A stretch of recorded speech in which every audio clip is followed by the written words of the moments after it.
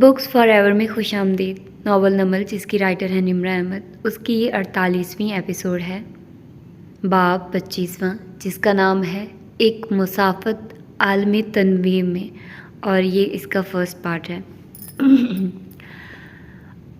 تو hope so کہ آپ لوگ انجوائے کر رہے ہوں گے اس ناول کو۔ میں نے 4-5 دن پہلے اس ناول کو ریکارڈ کیا تھا، تو اس کی اب ایپیسوڈز ختم ہو گئی ہیں، تو اب عید کے بعد میں کافی دنوں بعد یہ ناول ریکارڈ کر رہی ہوں پھر آپ لوگوں کے لیے، تاکہ آپ لوگوں کا ایک بھی دن کا گیپ نہ آئے۔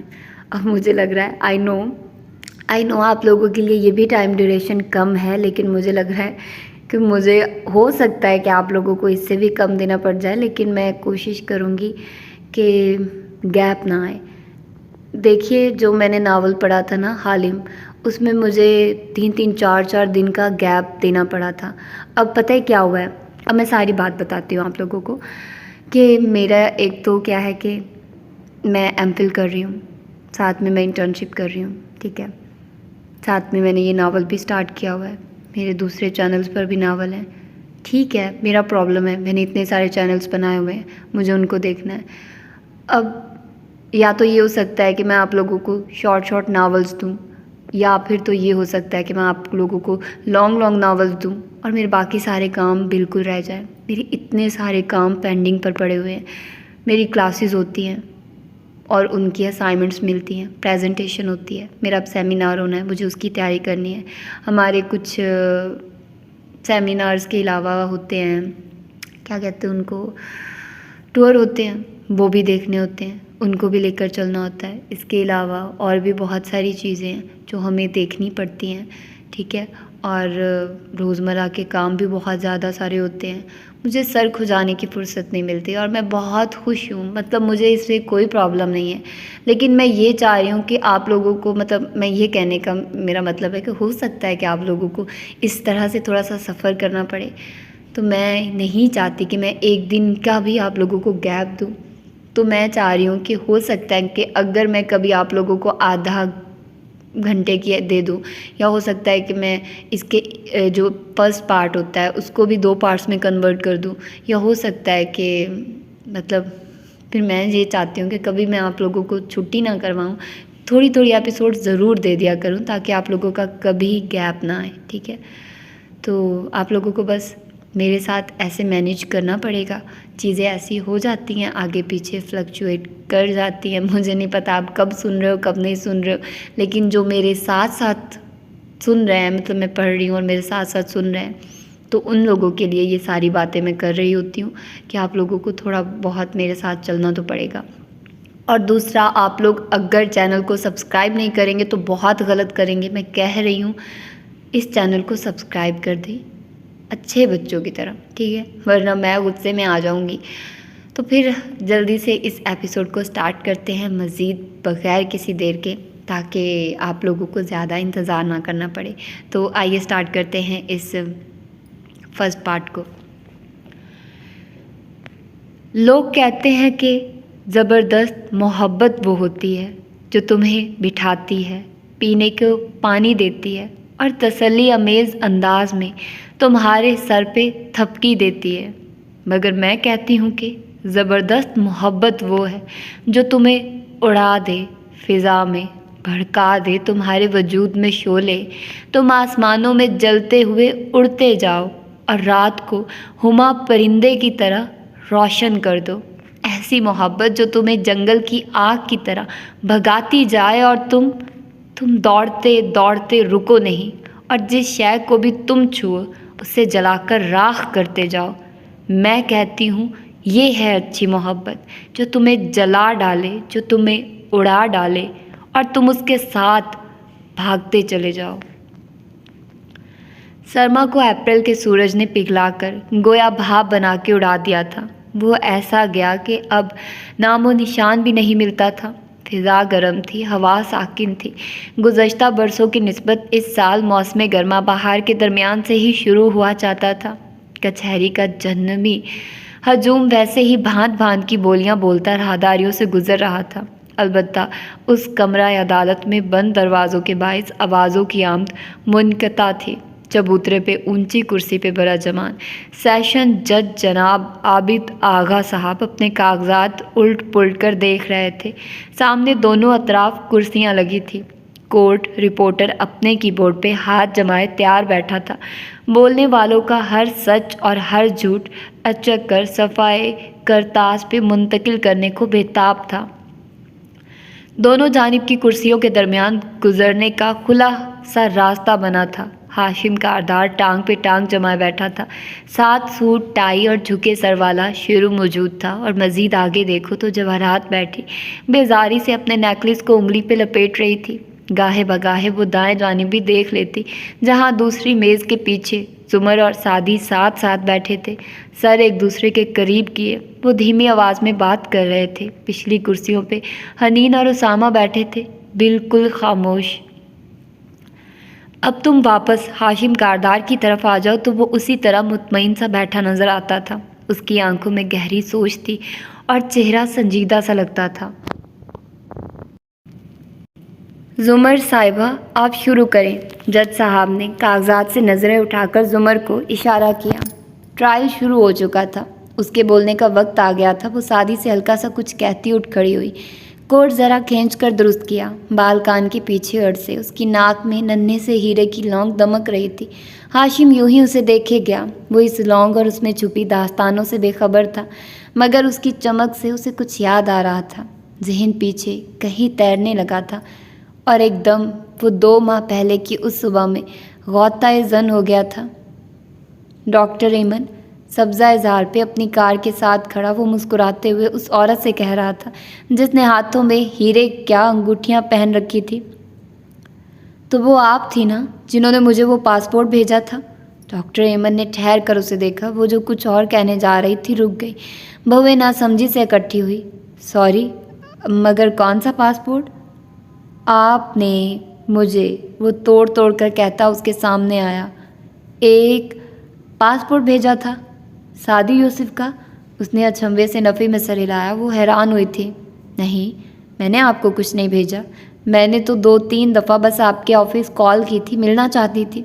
अगर आपको किसी ने मेरे ख़िलाफ़ कुछ कहा है तो यकीन मानिए इसमें कोई सदाकत नहीं है। हाशिम ने आंखों की पुतलियां सुकेड़ कर गौर से उसे देखा। अंदाज से लगता था वो सच कह रही है। उसने सर झटका। खैर, क्यों मिलना चाहती थी आप मुझसे? अंदाज ज़रा रूखा हो गया था। दिलचस्पी गोया ख़त्म हो गई थी। मैं फारिस गाजी के ख़िलाफ़ आपकी मदद करना चाहती हूँ। जब आप ट्रायल में उसके भांजे के ख़िलाफ़ दलाइल देंगे और... 1 मिनट बीबी, उसने उंगली उठाकर रोका।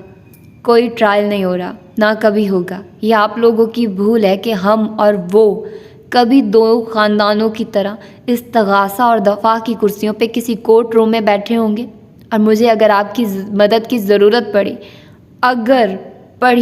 तो मैं खुद आपको याद कर लूँगा। अभी आप जा सकती हैं। और सन ग्लासेस आंखों पे चढ़ाता, हाथ जलाकर ड्राइवर को इशारा करता वो अंदर बैठा। बाअदब मुलाजिम ने काले शीशे वाला दरवाज़ा बंद कर दिया। गाड़ी जन से सामने से गुजर गई और डॉक्टर एमन, जो अभी कुछ कह ही नहीं सकी थी, तिलमिलाकर उसे जाते देखती रही। आज जुमर साहिबा आप शुरू करें। जज की आवाज़ की बाज़गश्त थी जो उसे सुनाई दी थी। हीरो की चमक मधम हुई। कदरे चौंक कर हाशिम सीधा हुआ और फिर अपने अतराफ़ में देखा। वो कमरा अदालत में बैठा था अपने ख़ानदान के साथ। और दूसरी तरफ उसने गर्दन घुमा कर देखा, वहाँ पिछली कुर्सियों पे हनीन के साथ फारिस बैठा था। वो शायद अभी अभी आया था और ज़रा पैर लंबे करके बैठा, मुसलसल च्युइंगम चबाते हुए सामने देख रहा था। सिर्फ वहीं तमाशाई लगता था, बाकी सब शदीद तनाव का शिकार थे। हाशिम की नज़रों का इर्तकाज़ महसूस करके उसने निगाहें घुमाई। सुनहरी आंखें स्याह आंखों से मिली। हाशिम संजीदगी से उसे देखता रहा, मगर सुनहरी आंखें मुस्कुराई। माथे तक हाथ ले जाकर सर को ज़रा सा खम दिया। सलाम। हाशिम ने नख़वत से रुख वापस फेर लिया। योर ऑनर, जुमर चबूतरे के सामने ज़मीन पे खड़ी बात का आगाज़ कर रही थी। सरकार बनामे नौशेरवां कारदार को दुरुस्त तौर पे समझने के लिए हमें सबसे पहले सादी यूसुफ को समझना होगा। एक रिश्तेदार की हैसियत से नहीं, एक वकील की हैसियत से मैं मुअज़्ज़िज़ अदालत को बताना चाहती हूँ कि सादी यूसुफ कौन है और सादी यूसुफ कौन था। मैं आपको सादी यूसुफ की कहानी सुनाना चाहती हूँ। जज साहब तवज्जो से उसे सुन रहे थे। हनीन की नज़रें भी जुमर की पुश्त पे जमी थी। वो उसके अल्फाज पे फोकस करना चाहती थी, एक एक लफ्ज़ ध्यान से सुनना चाहती थी, मगर कोर्ट रिपोर्टर की कीबोर्ड पे ठक ठक चलते हाथों की आवाज़ दफतन जुमर की आवाज़ उसका ध्यान बटा रही थी। फिर यकायक सारी आवाज़ें पसे मंज़र में चली गई और धीरे धीरे कमरा अदालत उसके बेडरूम में तब्दील होता गया। 2 माह पहले वो अपने कमरे में खुली खिड़की के साथ खड़ी थी, परेशान निगाहें बाहर लगी थी। जुमर सर दोनों हाथों में गिराए बेड पे बैठी थी। तभी दरवाज़ा खुला और सादी तेज़ी से अंदर दाखिल हुआ। वो भाग चुका है। सुर्ख मफलर वाला आदमी, गार्ड कह रहा है कि वो उसके पीछे भागा था, मगर तब तक वो गलियों में गुम हो चुका था। वो फूले सांस के साथ कह रहा था, अब वो किसी हमसायों के घर में कूद चुका है। गार्ड्स गए हैं, मगर मेरा नहीं ख्याल कि वो अब मिलेगा। फिर हनीन को देखा। तुम्हारा मेमोरी कार्ड क्या था उसमें? वो अभी तक खिड़की में देख रही थी। अब के आहिस्ता से चेहरा घुमाकर सादी को देखा। आंखों में बददिली थी। वो अलीसा ने हमें दिया था। हम इतने साल उसको लेकर फिरते रहे आपके की चेन में, मगर उसको इस्तेमाल नहीं कर सके। मगर उसमें था क्या? सुमन ने थकी थकी निगाहें उठाकर उसे देखा। हनीन ने एक ठंडी सांस ली। कर्नल खावर के बेटों को हाशिम ने मरवाया था और मिसेस कारदार ने फिर इल्ज़ाम एक ऑफिसर पर डाल दिया जो खावर के केस की तफ्तीश कर रहा था। ये अगले 100 साल की मंसूबाबंदी करने वाले लोग हैं, इसलिए ये इतने अमीर और इतने कामयाब होते हैं। जब ये किसी को अपना दस्ते रास्त बनाते हैं तो उसकी सारी कश्तियाँ जला देते हैं। खावर नहीं जान सका। उसने उस ब्रिगेडियर की आंखों के सामने उसके ख़ानदान को मारा और फिर उसको भी मार दिया। उसको बाद में इल्म हुआ कि उस ब्रिगेडियर का एक और बेटा भी है जो अमेरिका में ज़ेर तालीम है और उसको वो खुफिया औलाद की तरह छुपा कर रखता है। हनीन सांस लेने को रुकी। ये बातें बताना अजीब लग रहा था। सादी गौर से और जुमर अदम तवज्जो से सुन रही थी। खावर का उस बच्चे से कोई झगड़ा नहीं था, उसने सिर्फ ब्रिगेडियर को अजियत देनी थी। जब दे दी तो इंतकाम ख़त्म हुआ। उसने उस लड़के को तलाश करना चाहा, मगर वो उसको मार कर क्या करता।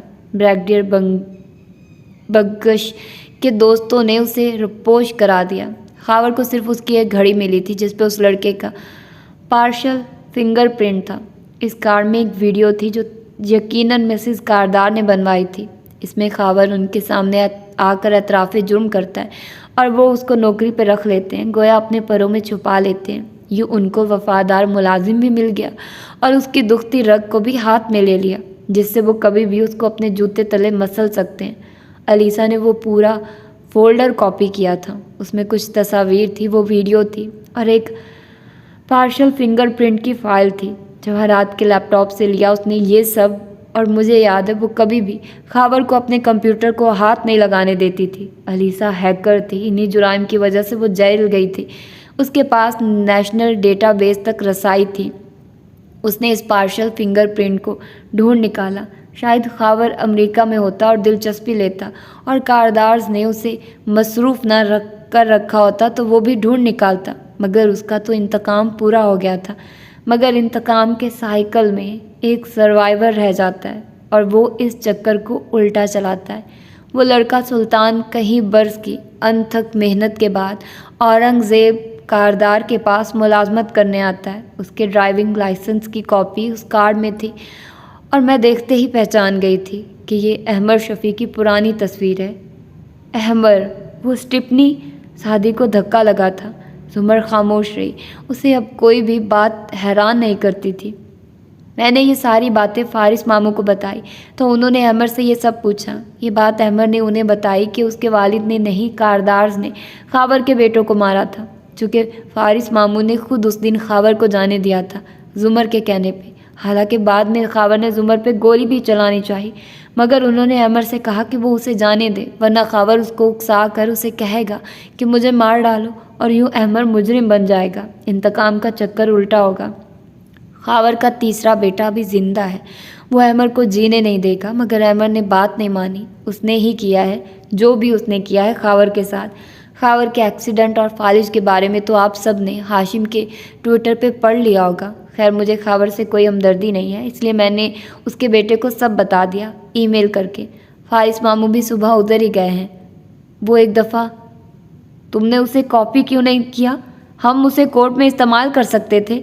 سعدی جھنجھلایا تھا، خبر سے وہاں کسی کو دلچسپی نہ تھی۔ بھائی وہ کاپی نہیں ہو رہی تھی اور میں نے وہ بہت سنبھال کر رکھی تھی۔ حنین، زمر نے سر اٹھا کر اسے دیکھا۔ کس کس کو علم تھا کہ وہ تم نے کہاں رکھی ہے؟ کسی ملازم نے دیکھا تھا تمہیں وہ رکھتے ہوئے؟ نہیں زمر، سوال ہی پیدا نہیں ہوتا۔ اس کی جگہ، اس دراز کی کاپی کی جگہ میرے سوا کوئی نہیں جانتا تھا، کوئی بھی نہیں جانتا۔ وہ سچ کہہ رہی تھی۔ پہلے وہ فلیش ڈرائیو خالی نکلی اور اب یہ سارے ثبوت گئے۔ شاید یوسف اتنی بھیانک اور تاریخ چیزیں رکھنے کے اہل ہی نہیں ہے۔ حنین نے دل گرفتگی سے ایک اور سچ بولا۔ سعدی نے نفی میں سر ہلایا۔ مجھے یقین ہے جب سونیا کی سالگرہ کی رات میں نے ہاشم کے کمرے میں جا کر وہ فلیش ڈرائیو کاپی کی تھی تو اس کے اندر کافی سارا مواد موجود تھا۔ میموری تقریباً فل ہو گئی تھی اور اب اس میں فروزن کے سوا کچھ نہیں ہے۔ یقیناً کسی نے اہم ڈاکومنٹس اس میں سے مٹائے ہیں۔ کوئی میری ناک کے نیچے میری فلیش سے کیسے کچھ مٹا سکتا ہے؟ جیسے کوئی تمہاری دراز سے کارڈ نکال کر لے جا سکتا ہے۔ یقیناً اس شخص کو ہاشم نے بھیجا ہوگا اور اسے اس فلیش کا پاسورڈ معلوم ہوگا۔ نہ ہم خود محفوظ ہیں نہ ہمارے گھر۔ سعدی تلخی سے کہتا اٹھ کھڑا ہوا۔ حنین نے بے اختیار زمر کو دیکھا تھا۔ اب کیا ہوگا؟ ٹرائل کے لیے ہمارے پاس کچھ بھی نہیں ہے۔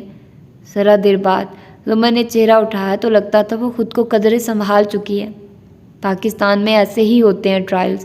مخالف فریق ٹرائل شروع ہونے سے قبل ہی ہمارے ثبوت مٹا دیتے ہیں، لیکن کوئی بات نہیں۔ وہ بالوں کو لپیٹ کر جوڑے کی شکل دیتی اپنی جگہ سے اٹھی۔ ہمارے پاس ہماری زبانیں، ہمارے دلائل اور ہمارے گواہ موجود ہوں گے۔ ٹرائل ہوگا اور ضرور ہوگا اور اسے ہم ہی جیتیں گے، اور اگر نہ بھی جیت سکے تو کم از کم، اس نے سنجیدگی سے حنین کو دیکھا، it would be worth trying. آج یور آنر، حنین نے سر جھٹکا۔ ارد گرد چلتا منظر بجلی جانے پر بند ہونے والی ٹی وی کی طرح غائب ہو گیا۔ وہ ذرا سنبھل کر سیدھی ہو کر بیٹھی۔ کمرہ عدالت اس کے اطراف میں آ بسا تھا اور وہاں سب دم سادے زمر کو سن رہے تھے جو جج کے چبوترے کے سامنے کھڑی بات کا آغاز کر رہی تھی۔ یہاں سے اس کی پشت نظر آتی تھی، سیاہ کوٹ کے اوپر گھنگریالے بال آدھے بندے گر رہے تھے اور وہ وقفے وقفے سے کان کے پیچھے ایک لٹ اڑستی تھی۔ میرے موکل سعدی یوسف کی کہانی 21 مئی کو نہیں شروع ہوئی تھی، یہ اس سے بہت پہلے شروع ہوئی تھی۔ چہرہ موڑے بغیر سعدی کی طرف ہاتھ سے اشارہ کرتے اس نے بات جاری رکھی۔ وہ بس زخمی آنکھوں سے سامنے دیکھے گیا۔ جو سعدی یوسف اس وقت کمرہ عدالت میں انصاف کا طالب بن کر بیٹھا ہے، یہ وہ سعدی نہیں ہے جس کو اس کے گھر والے گزشتہ کئی برسوں سے جانتے ہیں۔ وہ سعدی اور تھا، وہ زندہ دل تھا، لوگوں کو معاف کرنے والا، درگزر کرنے والا تھا۔ ملک کی خدمت کا جذبہ لے کر اس نے اپنی ملازمت کا آغاز کیا تھا۔ وہ ایک محنتی اور قابل نوجوان تھا۔ اس کے پاس ٹیلنٹ تھا، ہنر تھا، ذہانت تھی۔ اگر اس کو کام کرنے دیا جاتا، اس کو مواقع ملتے تو وہ کہاں سے کہاں پہنچ چکا ہوتا۔ مگر یور آنر، میرے ملک کے نوجوانوں کو اگر اسی طرح پھلنے پھولنے دیا جائے تو معروف اور امیر IPPs کے آتش دان ٹھنڈے نہ پڑ جائیں۔ اگر ان نوجوانوں کو یوں ہی بڑے بڑے پروجیکٹس پہ محنت اور لگن سے کام کرنے کی اجازت دے دی جائے تو وقت کے فرعونوں کی غلامی کون کرے گا؟ ٹانگ پہ ٹانگ جمائے بیٹھا ہاشم گال تلے انگلی رکھے اطمینان سے زمر کو دیکھ رہا تھا۔ آخری بات پہ آگے جھکا، نوٹ پیڈ اٹھایا اور اس پہ چند الفاظ تحریر کیے۔ سعدی یوسف، غریب کارڈ، محب وطن کارڈ۔ نوٹس لے کر اس نے پیر ڈال دیا اور توجہ سے سننے لگا۔ وہ اب چبوترے سے سامنے چلتے ہوئے کہہ رہی تھی، ہاتھ ہلا کر دائیں سے بائیں ٹہلتی۔ سعدی یوسف کی زندگی کی سب سے بڑی غلطی اس کی معصومیت تھی۔ اس نے سمجھا کہ شاید دوسرے لوگ بھی اس کی طرح ہوتے ہیں، ان کو اللہ کا خوف دلاؤ تو وہ سدھر جاتے ہیں، اور اسی خیال کے تحت وہ 21 مئی کی صبح ہاشم کاردار کے بلانے پہ اس کے آفس گیا تھا۔ یور آنر، وہ وہاں پر ان سے جھگڑا کرنے یا ان کو مارنے کی نیت سے نہیں گیا تھا، بلکہ وہ وہاں ان کو قانون کی حرمت کا احساس دلانے گیا تھا۔ ہاشم سنجیدگی سے سنتا رہا، چہرے پہ وہی تاثرات برقرار رہے۔ اس موقع پہ ہاشم کاردار نے سعدی یوسف کو 30 کروڑ روپے لے کر اپنا منہ بند کرنے کی پیشکش کی، جسے اس نے ٹھکرا دیا۔ یہ اسی وقت تھا جب ملزم نوشیروان کاردار سے اس کی تلخ کلامی ہوئی، مگر نہ ہی سعدی یوسف نے کسی پہ ہاتھ اٹھایا، نہ لمبی تکرار کی، بلکہ چند الفاظ کہہ کر وہ وہاں سے چلا آیا۔ ایک 25 سال کے نوجوان کے خاندان کی عورتوں کے بارے میں نازیبا باتیں کہی جائیں تو یہ ممکن ہی نہیں کہ وہ مخالف کا منہ نہ توڑ دے، مگر سعدی یوسف نے زبانی تلخی کے سوا کچھ نہیں کیا۔ وہ قانون توڑنے والوں میں سے نہیں تھا، وہ قانون کی بالادستی اور انصاف قائم کرنے کے لیے ان کو نصیحت کرنے گیا تھا۔ کسی بھی قسم کی قانونی چارہ جوئی سے پہلے وہ خیر کا ایک آخری راستہ دکھانے گیا تھا ان کو۔ شاید کہ وہ نادم ہو، شاید کہ وہ پلٹ آئیں تو ان کی سزا میں کمی ہو جائے۔ ایسا تھا ہمارا سعدی، دشمنوں کا بھی خیر خواہ۔ زمر نے رک کر چہرہ موڑا۔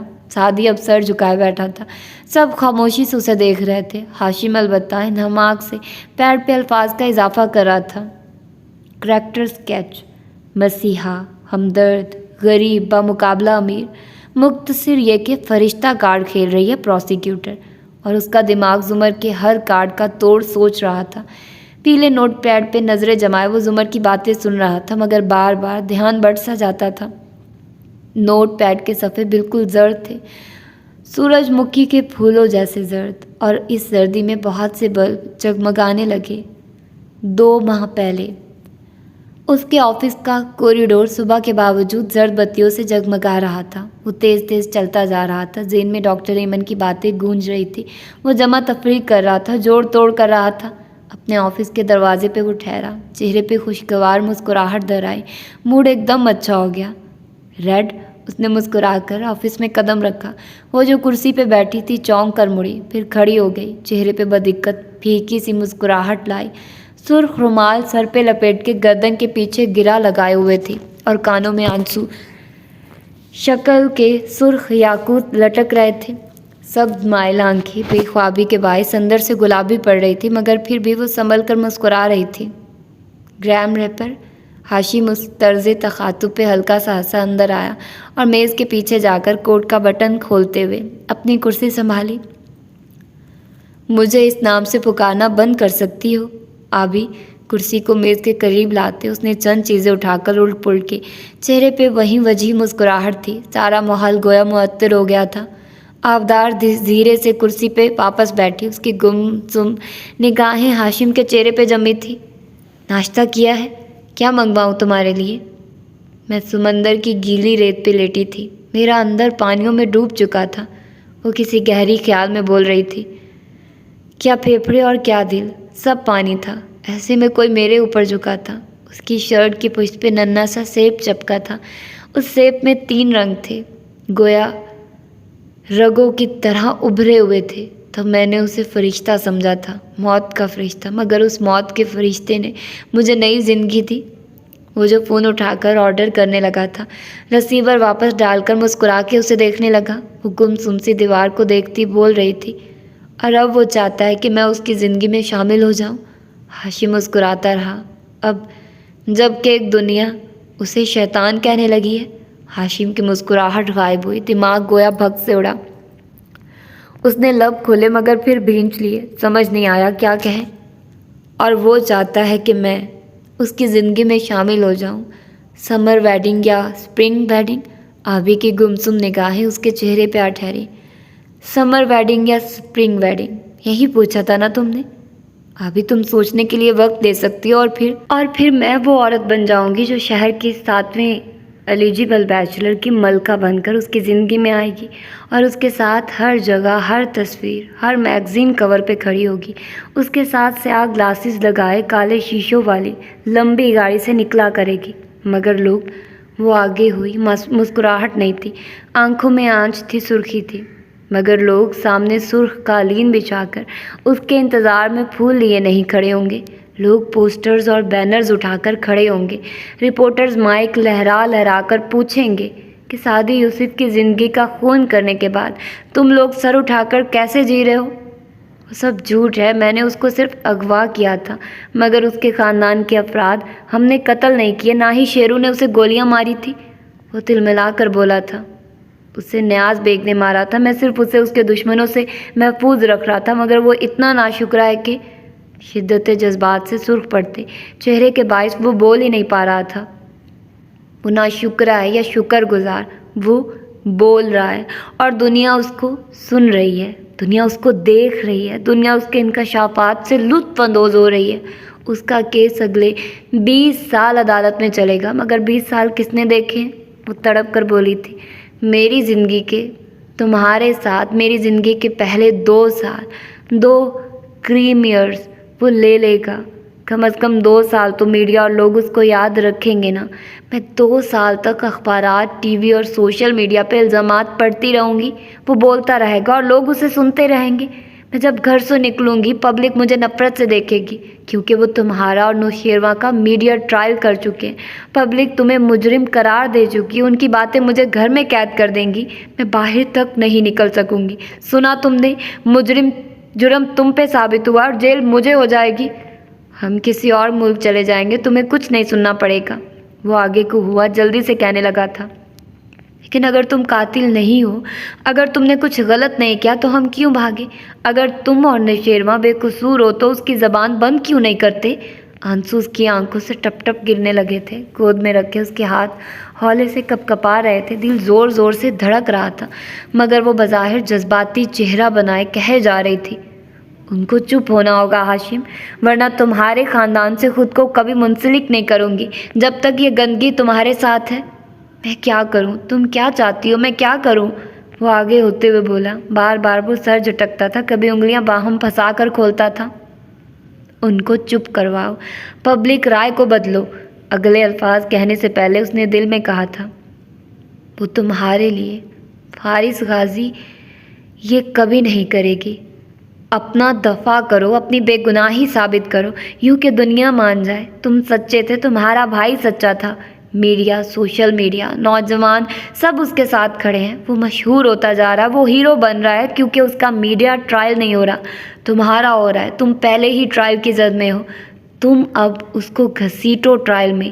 ہاشم کاردار، اس نے میز پہ ہاتھ رکھ کر آگے جھک کر اس کی آنکھوں میں دیکھ کر، اس کو عدالت میں لے کر آؤ اور اس کے سارے الزامات کا توڑ کرو، اس کو وہاں تباہ کرو، اس کو جھوٹا ثابت کرو، مگر ایسا کرنے کے لیے تمہیں اس کے ساتھ ایک کورٹ روم میں کھڑا ہونا ہوگا، اور پھر جب خود کو دنیا کی نظروں میں بری کروا لو، اور چونکہ تم بے گناہ ہو تو کروا ہی لوگے، تب مجھے پرپوز کرنا، میں اپنا فیصلہ تب تک کے لیے محفوظ رکھتی ہوں۔ اور پھر وہ اٹھ کھڑی ہوئی۔ اف یو وانٹ می ارن می، اپنا بیگ دبوچنے والے انداز میں اٹھایا اور اسے دل گرفتگی سے خود کو دیکھتے چھوڑ کر وہ باہر نکل آئی۔ دروازہ بند کر کے وہ تیزی سے حلیمہ کی میز پہ آئی، پانی کی بوتل اٹھائی اور گھٹا گھٹ پانی پیتی گئی۔ حلیمہ بے اختیار کام سے سر اٹھا کر اسے دیکھنے لگی۔ آبی نے بے ترتیب سانسوں کے درمیان بوتل واپس رکھی اور آستین سے تر پیشانی پوچھتی آگے بڑھ گئی۔ اندر بیٹھے ہاشم کا سارا موڈ خراب ہو چکا تھا، وہ ٹائی ڈھیلی کیے سوچتی نظروں سے خالی دیوار کو دیکھ رہا تھا۔ آج یور آنر ہوا یوں کہ زمر کی آواز دور کسی گہری کھائی سے آتی محسوس ہو رہی تھی۔ ہاشم نے ذہن سے تمام خیالات کو جھٹک کر نگاہیں اٹھائی اور خود کو واپس کمرہ عدالت میں لے آیا۔ وہ جج کے چبوترے کے سامنے کھڑی تھی، یہاں سے اس کا نیم رخ دکھائی دیتا تھا۔ گھنگریالی لٹ گال کو چھو رہی تھی اور بھوری آنکھیں جج کے چہرے پہ جمی تھی۔ سب خاموشی اور محویت سے اسے سن رہے تھے۔ ہوا یوں کہ 21 مئی کی شام جب ایک خوشباش زندگی سے بھرپور سعدی یوسف گھر واپس آتا ہے اور اپنے سارے خاندان کو ڈنر پہ مدعو کرتا ہے، اس وقت بھی اس کو خاندان کے اس ایک فرد کا بھی خیال ہوتا ہے جو وہاں نہیں جائے گا، ڈاکٹر سارا، جو خود کو خاندانی جھمیلوں سے دور رکھتی ہے۔ اس وقت وہ ان کو وہاں بلاتا ہے، ان کو اپنے خاندان اور زندگی کی طرف لوٹ آنے کے لیے منانے، ان کو ان کے اصل دشمنوں کی خبر دینے، کیونکہ اب اس کے پاس ثبوت بھی تھے، مگر وہاں اس تاریخ گلی میں اس کا پیچھا کرنے، اس کو دھمکانے اور زبانی تلخ کلامی کا بدلہ گولی سے لینے کے لیے ملزم نوشیروان کاردار آتا ہے، اور وہ اس وقت تک وہاں سے نہیں جاتا جب تک وہ سعدی کے جسم میں 3 گولیاں پیوست کر کے اس کو مار پیٹ کر نیم مردہ حالت میں نہیں پہنچا چکا ہوتا۔ یور آنر، پولیس اور گواہوں کو خرید کر میرے زخمی موکل کو ہسپتال سے غائب کروا دینے کے بعد اسے 8 ماہ اور 1 دن تک حبس بیجا میں رکھنے کا ذمہ دار نوشیروان کاردار ہی ہے۔ हाशिम कारदार उसका एक मावन था, मगर असल मुजरिम नौशेरवां ही है। यह सब कुछ उसके हुक्म और उसकी एमा पे हुआ। अमीर लड़कों का यही मसला है, अगर उनके नाम के आगे कांजू, जतोई, कारदार या तालपुर लगता है तो उनको किसी दूसरे नौजवान से हसद निकालने के लिए उसको मारने का बहाना मिल जाता है। मेरे लिए सबकी ज़ात बराबर और काबिल एहतराम है, लेकिन हमारे ये रईस अपनी हरकतों से अपनी ज़ात को खुद बदनाम करते हैं। योर ऑनर, क्या अब भी वक्त नहीं आया जब इनका एहतसाब किया जाए? हाशिम ने पीले कागज़ पे एक सतर मज़ीद खींची। सिर्फ शेरू क्यों, हाशिम कारदार क्यों नहीं, लिख कर पुरसोच नज़रों से उसने पहली कतार में पड़े बैठे सादी को देखा और फिर ज़ुमर को। ज़ुमर ने उसकी निगाहों की हद्दत महसूस कर ली थी या क्या, उसने पलटकर हाशिम को देखा। हाशिम ने रुख मोड़ लिया, मगर ज़ुमर उधर ही देखती रही, यूं ही बेमकसद। फिर यकायक नज़रों के सामने से अदालती कमरे की कुर्सियाँ और वो तमाम तमाशाइयों जैसे लोग गायब होते गए। हवा ने उसके जहन को पीछे खींचा और वो उस रो में बहती चली गई। 2 माह पहले मोर चाल के अंदर वही सोगवार माहौल था। ज़ुमर ने कमरे की तरफ जाते हुए रुक कर किचन में देखा। वहाँ हनीन और सादी आमने सामने खड़े सुबह वाले वाक़ये की बात कर रहे थे। हमारे सब सबूत ख़त्म होते जा रहे हैं, वो परेशानी से कह रही थी। हनीन नाखून मुसलसल दांत से कुतरती उसे देख रही थी। वो वीडियो तो है ना जो आपने हाशिम के ऑफिस में बनाई थी, उसमें हाशिम ने एतराफ़े जुर्म किया था। हम उसे अदालत में इस्तेमाल नहीं कर सकते, ज़ुमर ने चौखट पर रुक कर कहा। तो दोनों मुड़कर उसे देखने लगे। कानूनी पेचीदगियाँ एक तरफ, उस वीडियो में हाशिम ने यह भी कहा है कि किस तरह उसने हना के एग्ज़ाम के दौरान उसकी मदद की। लॉ कॉलेज के उस सीनियर वकील साहब की कॉल भी है उसमें। हम वो वीडियो जज को नहीं दिखा सकते। हनीन का चेहरा बुझ गया, मगर सादी तेज़ी से बोला, अगर हम उसे एडिट कर दें तो वो ओरिजिनल नहीं रहेगी और अदालत में काबिल कबूल नहीं होगी। ये अच्छा हिसाब है। वो बेजार सा हो गया। हना अभी तक नाखून कुतर रही थी। ज़ुमर चुपचाप आगे बढ़ गई। अपने कमरे में आकर वो स्टडी टेबल पे बैठी और फ़ोन पे एक कॉल मिलाने लगी। अहमद, फारिस कहाँ है? छूटते ही उसने पूछा था। आखिरी इत्तलात तक तो मैं उसकी बीवी नहीं था, सो मुझे कैसे पता होगा? ज़ुमर के लबों पे सोगवार मुस्कुराहट बिखरी। अरसे तक खुद को छुपा छुपा कर और लोगों को अपने दायरे से बाहर टिका कर रखने की आदत डाल लेने वाला अहमद आज मुद्दतों बाद पहले जैसा लगा था। खैर, क्या ये सब सच है? क्या? वो मोहताज सा बोला। जो मैं सुन रही हूँ। अहमद ने गहरी सांस ली। गाजी का मैसेज आया था मुझे, कह रहा था मैं उसे जाने दूँ, मगर मुझे याद है आपने उसके अपने रेस्टोरेंट में आने के बारे में पुलिस रिपोर्ट में कहा था कि जब गाजी ने उसे जाने दिया तो भी उसने आप पे गोली चलानी चाहिए। क्या ऐसे शख्स को छोड़ देना चाहिए? एकदम संजीदा और गहरा सा अहमद। कुछ अच्छा नहीं लगा। ज़ुमर ने गहरी सांस ली। मैं तो उस निक नेम की बात कर रही थी जो आपने मेरा रखा हुआ था। क्या ये सच है? अहमद गोया कुर्सी से उछलकर सीधा खड़ा हो गया हो। कौन सा निक नेम? मैं देखिए बहुत महजब इंसान हूँ, ये आपका शौहर है, इंतहाई 2 नंबर आदमी। उसकी आदत है अपने किए हुए काम दूसरों के सर डालने की। मुझे इस मामले से दूर रखिए। असल में आप दोनों ही बहुत महजब हैं, बस मुझे समझ नहीं आता कि ज़्यादा महजब कौन है और ज़्यादा शरीफ कौन।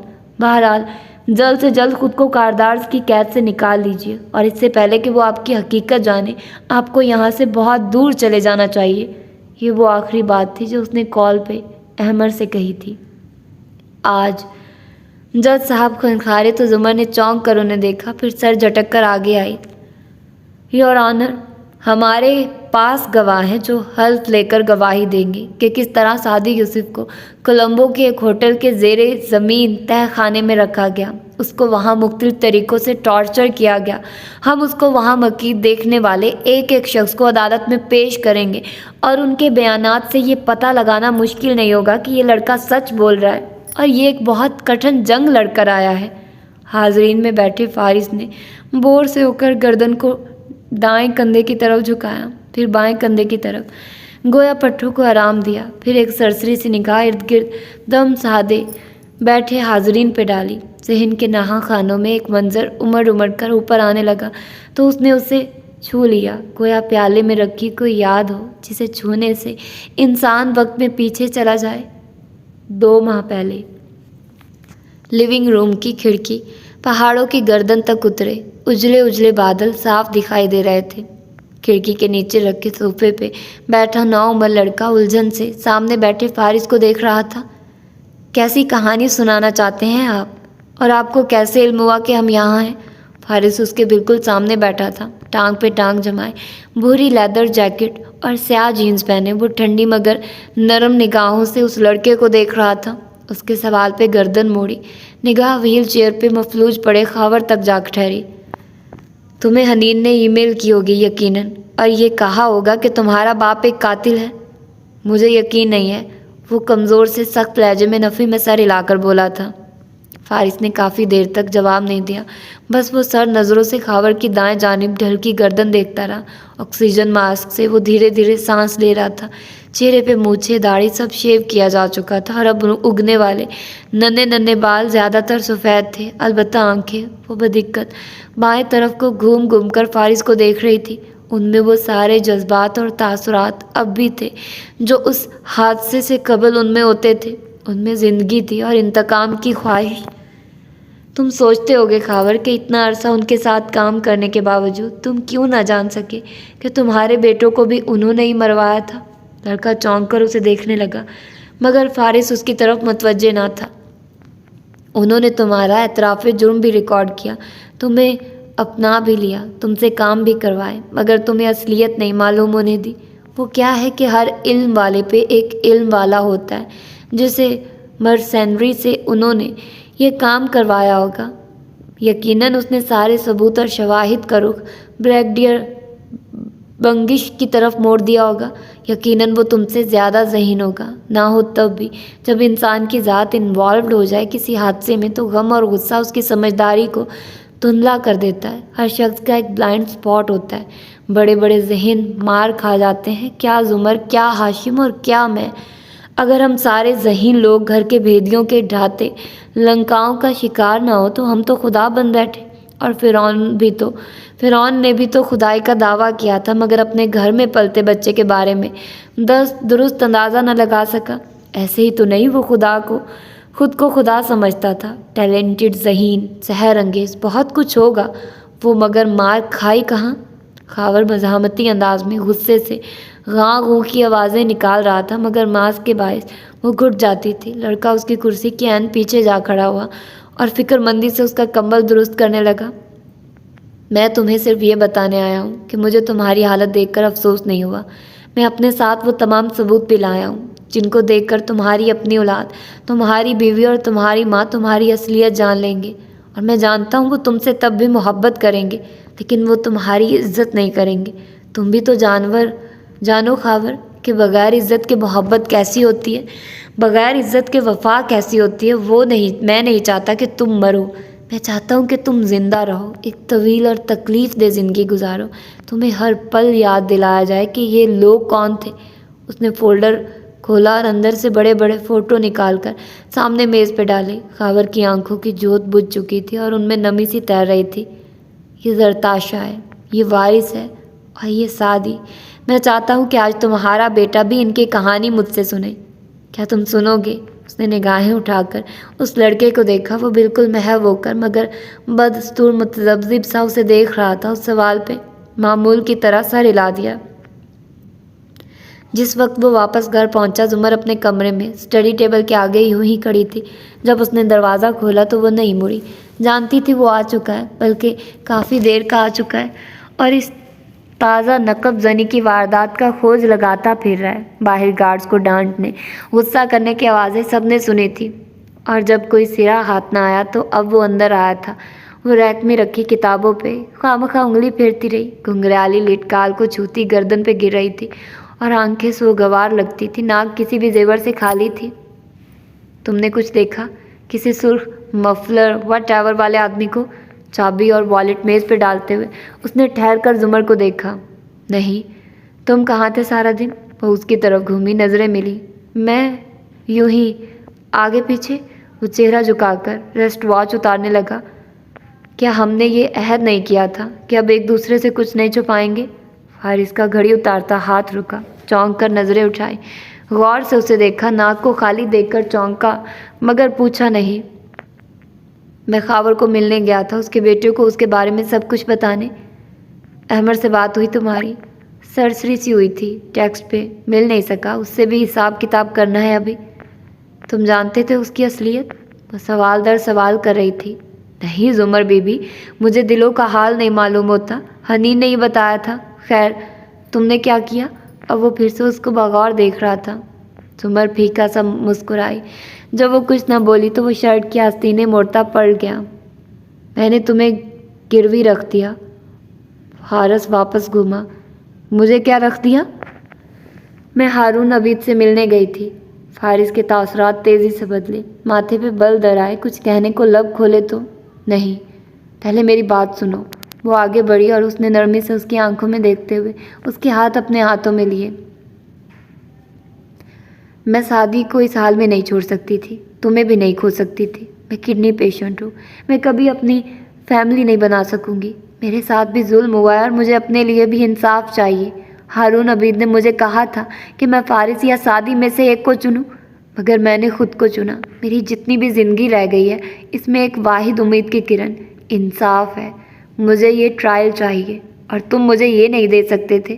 تم اٹھتے بیٹھتے کہہ رہے تھے کہ ٹرائل کبھی نہیں ہوگا۔ اس مسئلے کا حل تمہارے پاس بھی نہیں تھا، ہارون صاحب کے پاس تھا۔ ٹرائل واقعی نہیں ہوگا زمر، وہ برہمی سے بولا تھا، ہاتھ اس کے ہاتھوں میں تھے۔ ہارون اسے منا سکتے ہیں، مجھے نہیں معلوم کہ کس طرح، مگر وہ اس کو ٹرائل تک لے جا سکتے ہیں۔ اگلی جنگ ہمارے ہاتھ میں، ہم لڑ لیں گے، جان لگا دیں گے، مگر وہ میدان میں تو آئے نا۔ اور بدلے میں کیا مانگا ہارون صاحب نے؟ وہ اسی درشتی سے بولا تھا۔ اسے بہت برا لگ رہا تھا، زمر کی بے چین نگاہیں اس کے چہرے پہ بھٹک رہی تھی۔ تمہیں مانگا تھا، اور میں تو جیسے کوئی کھلونا ہوں، ہے نا؟ میں نے وعدہ کیا ہے کہ تمہیں چھوڑ دوں گی اگر وہ ہاشم کو ٹرائل تک لے آئے۔ وہ صرف تمہیں اپنی بیٹی کے لیے چاہتے ہیں، وہ اس کے لیے کچھ بھی کر لیں گے۔ تم مجھے چھوڑ دو گی؟ اس کی آواز آخر میں کانپی تھی، خوف سے، غصے سے۔ جو میرا ہے فارس وہ میرا رہے گا، موت کے علاوہ کچھ بھی ہمیں الگ نہیں کر سکتا۔ اگر مجھے یقین نہ ہوتا کہ تم میری بات کو، اس گیم کو غلط نہیں لوگے تو میں کبھی یہ ڈیل نہ کرتی۔ کیا بگاڑ لیں گے وہ میرا اگر میں انکار کر دیتی ہوں؟ اچھا، وہ اس کے ہاتھ تھامے اسی سنجیدگی سے میز کے کنارے بیٹھا۔ تو بعد میں تم اپنی بات سے کیسے مکرو گی؟ یہ سوچنا اور اس معاملے کو سنبھالنا تمہارا کام ہے۔ تم میری حفاظت کرو گے، تم میرا دفاع کرو گے، اور جس دلدل میں نے خود کو ڈال دیا ہے تم مجھے اس سے نکالو گے۔ ایک تمہاری وجہ سے ہی مجھے بے فکری تھی۔ اس نے گردن کڑا کر بہت اعتماد سے کہا تھا۔ فارس کی پیشانی کے بل غائب ہوئے تھے، ایسے کہ وہ کبھی تھے ہی نہیں۔ پھر اس نے گہری سانس لی۔ تم یہ سب کرنے سے پہلے مجھ سے پوچھ بھی سکتی تھی۔ میں نے کہا نا، میں نے خود کو چنا ہے۔ وہ متلاشی نظروں سے اس کا چہرہ دیکھ رہی تھی۔ تم خفا ہو؟ نہیں، مگر مجھے افسوس ہے کہ میں ابھی تک تمہیں یہ یقین نہیں دلا سکا کہ میں تمہیں کسی کام سے نہیں روکوں گا۔ آئی ایم سوری اگر میں نے تمہیں یہ محسوس کروایا ہے کہ تم مجھے اعتماد میں لوگی تو میں تمہیں تمہاری مرضی کے کام سے منع کر دوں گا۔ اب اگر غصہ کرو گے تو کیسے آئے گا مجھے یہ اعتماد؟ وہ تیزی سے بولی تھی، دل البتہ دھڑک رہا تھا، وہ خفا تو لگ رہا تھا۔ غصہ کیوں کروں گا؟ مجھے تو خوش ہونا چاہیے کہ دو خوبصورت عورتیں میرے لیے لڑ رہی ہیں، اور وہ غصے میں ہی لگ رہا تھا۔ زمر کے ابرو خفگی سے کٹھے ہوئے، ہاتھوں سے ہاتھ نکال لیے۔ ایک خوبصورت عورت، تنبیہ کی۔ ہاں، ایک خوبصورت عورت ایک چڑیل سے میرے اوپر لڑ رہی ہے، حد ہے۔ سر جھٹک کر وہ اٹھ کھڑا ہوا۔ اس کو برا لگا تھا اور وہ کوشش کر رہا تھا کہ کچھ سخت نہ کہہ دے۔ زمر کہنا کچھ اور چاہتی تھی مگر منہ سے کچھ اور نکلا۔ انہوں نے ضمانت کے طور پہ میری لونگ رکھ لی جو تم نے دی تھی۔ وہ جو آگے جا رہا تھا تیورا کر گھما، چہرے پہ بے چینی ابھری، آنکھیں پھیلی۔ واٹ؟ وہ گھرایا تھا۔ زمر 2 قدم پیچھے ہوئی، چہرے پہ زمانوں کی سادگی طاری کر لی۔ اس روز پولیس اسٹیشن میں وہ میرے پرس میں تھی، میں بار بار اس کی ڈبی کو نکال کر کھول کر بند کرتی تھی۔ کورٹ میں ضمانت کی سماعت کے دوران بھی وہ میرے پرس میں تھی اور میرا ہاتھ پرس کے اندر باہر ہی رہا تھا۔ میں اتنے دن سے اسے پہننا چاہ رہی تھی، ہمت نہیں کر پا رہی تھی۔ پھر جب میں ان کے آفس گئی تو انہوں نے مجھے کہا کہ وہ جانتے ہیں اس لونگ کا قصہ۔ اس کو کیسے پتہ؟ وہ پھر گھرایا تھا، غصے سے اس کا چہرہ سرخ ہو رہا تھا۔ جب میں نے تم سے لونگ کے پیچھے جھگڑا کیا تھا تو صداقت وہیں تھا۔ ملازموں کی عادت ہوتی ہے، ادھر کی ادھر کرتے ہیں۔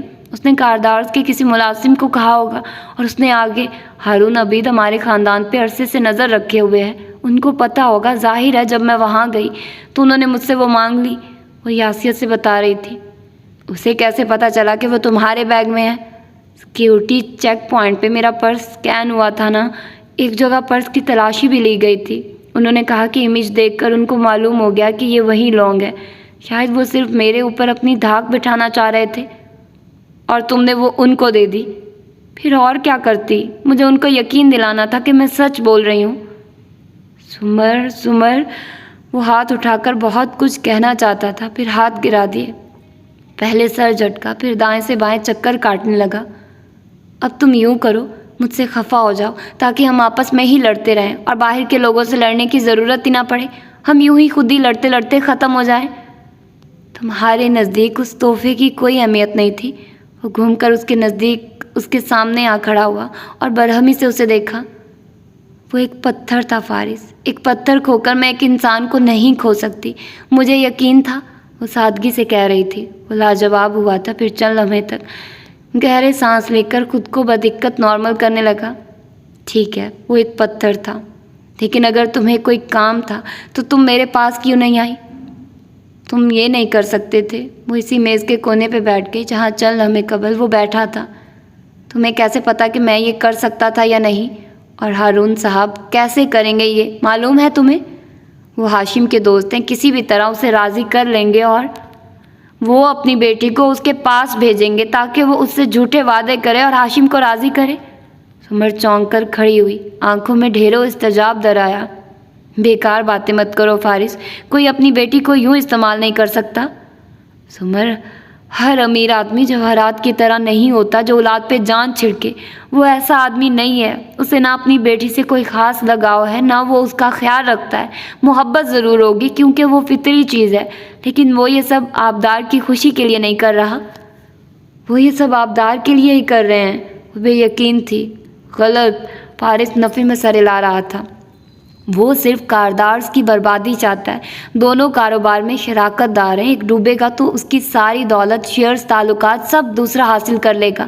وہ دل سے چاہتا ہے کہ ہاشم مقدمے میں الجھے، اس کے لیے وہ تمہیں اور آبدار دونوں کو استعمال کر رہا ہے۔ آبدار ہاشم کو راضی کرے گی اور تم اپنی کشتیاں جلا کر اس مقدمے کے لیے اپنی جان لگا دو گی، سب سے زیادہ فائدہ اسی کو ہوگا۔ وہ کتنی ہی دیر شل بیٹھی رہی، پھر چونکی۔ اور آبدار کا کیا ہوگا؟ زندگی میں پہلی دفعہ یہ نام لیتے ہوئے اس کی آواز میں پریشانی جھلکی تھی۔ ہارون صاحب کو اس کی اتنی پرواہ ہوتی تو اس کو اس جنگ میں کیوں دھکیلتے؟ کس کو کال کر رہی ہو؟ وہ جو تلخی سے کہہ رہا تھا رک کر بولا۔ سمر سنے بغیر فون پہ نمبر ملا کر اسے کان سے لگا چکی تھی۔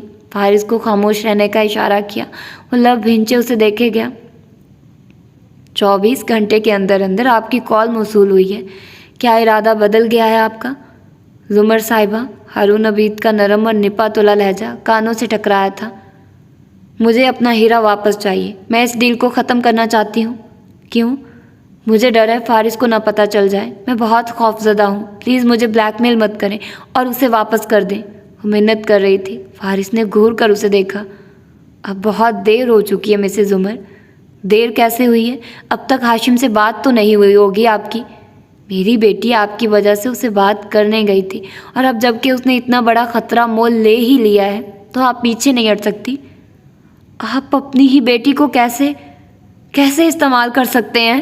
وہ غصے بھری بے بسی سے بولی تھی۔ فارس اب سامنے صوفے کے کنارے جا بیٹھا تھا۔ ہارون اور بھی کچھ کہہ رہے تھے مگر زمر نے آپ بیمار ہیں، سنا آپ نے؟ آپ بیمار ہیں کہہ کر موبائل پریں ڈال دیا۔ وہ ایک دم ڈسٹرب نظر آنے لگی تھی۔ اچھا پریشان مت ہو، آبدار کے ساتھ جو کیا ہے اس کے باپ نے کیا ہے، وہ اب کے ذرا نرمی سے بولا۔ زمر نے چہرہ اٹھا کر مغموم آنکھوں سے اسے دیکھا۔